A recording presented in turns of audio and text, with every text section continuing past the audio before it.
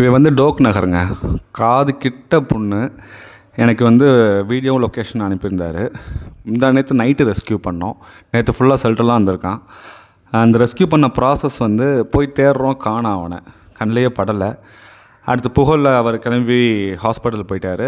நானும் அந்த இன்ஃபார்ம் பண்ண அண்ணாவும் பேசிகிட்டு இருந்தோம். அப்போ வந்து நைட்டு வந்து ஜஸ்ட் ஒரு ரோப் மட்டும் போட்டு விட்ருங்க, நாளைக்கு ஈஸியாக கேட்ச் பண்ணிடலாம் அப்படிங்கிற பயங்கரமாக பேசிகிட்டு இருந்தோம். பேசிட்டு கிளம்பும் போது கண்ணில் பட்டுட்டான்.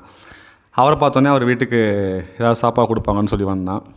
வீட்டுக்குள்ளே கேட்டுக்குள்ளே உள்ளே விட்டு நான் பிஸ்கட் போட்டுவிட்டு கொஞ்சம் அப்படியே ஹோல்ட் பண்ண சொல்லி புகழ் வர சொல்லியிருந்தேன். கொஞ்ச நேரம் இருந்தால் அப்படியே நேராக மாடிக்கு போயிட்டான்.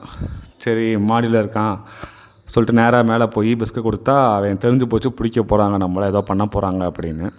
அடுத்து ஒரு வழியாக வெளியே தவ விடாமல் நெட்டு போட்டு உள்ளே கூண்டுக்குள்ளே தூக்கி வச்சுட்டு ஹாஸ்பிட்டல் கொண்டு போய் அவனுக்கு அந்த புண்ணெல்லாம் க்ளீன் பண்ணி ஷெல்டரில் விட்டாச்சு. இப்போ வந்து ஒரு நாள் ஆயிருக்கு.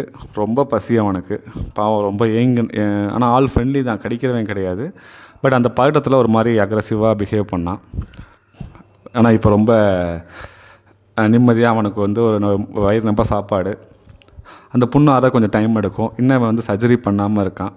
ஸோ அதெல்லாம் முடிச்சுட்டு அவனை வந்து ரிலீஸ் பண்ணணும். இது ஒரு 1 மந்த் ப்ராசஸ்ஸு. நான் சொல்கிறேங்க. நன்றி.